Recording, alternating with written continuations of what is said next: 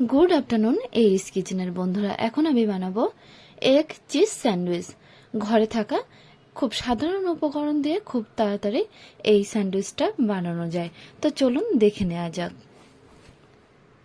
Egg cheese sandwich বানানোর জন্য এখানে আমি নিয়েছি কয়েকটা ব্রেড, দুটো স্লাইস চিজ, 3টে কাঁচা লঙ্কা, দুটো পেঁয়াজ শুদ্ধ, স্প্রিং অনিয়ন, 5টা ডিম।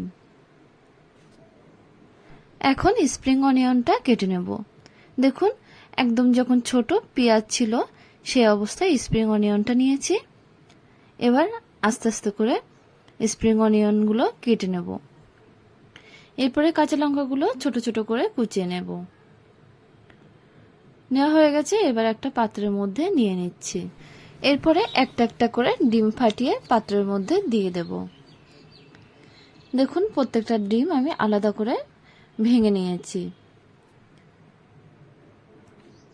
এরপরে দিয়ে দিচ্ছি 1 চিমটি জিরে পাউডার, অল্প পরিমাণে গোলমরিচের পাউডার, 1/2 চামচ ধনিয়া পাউডার, 1/2 চামচ লবণ, 1/2 চামচ কাশ্মীরি লঙ্কার পাউডার।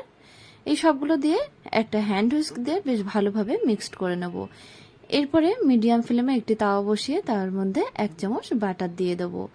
তারপরে মিক্সচারটা কিছুটা দিয়ে দিচ্ছি। দেখুন, পুরোটা আমি দিইনি, এখানে অর্ধেক দিয়েছি।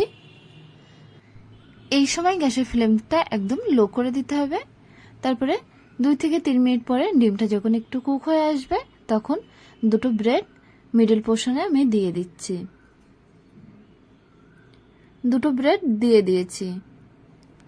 ব্রেডটা দিয়ে আরো 1 মিনিট রেখে দেব।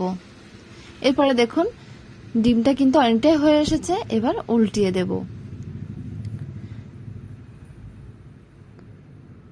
দেখুন, ডিমের একটা সাইড কিন্তু একদম কুক হয়ে গেছে। এরপরে দেখুন, 2 সাইড থেকে এরকম ভাবে বাদবাকি ডিমের অংশগুলো তুলে দিচ্ছি। একটা ব্রেডের উপরে স্লাইস চিজ দিয়ে দিলাম। সাইড দিয়ে আরো একটু বাটার দিয়ে দেবো, এতে করে ফ্রাইটা আরো ভালোভাবে হবে।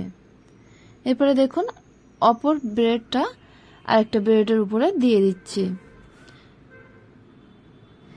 একটা এগ চিজ স্যান্ডউইচ রেডি হয়ে গেছে। আমি আরেকটা স্যান্ডউইচ বানিয়ে নেব। দেখুন, 1 চামচ বাটার দিয়ে দিচ্ছি আর গ্যাসের ফ্লেমটা অবশ্যই লোতে করে রাখবেন। তারপরে বাদবাকি ডিমের মিক্সচারটা দিয়ে দেব।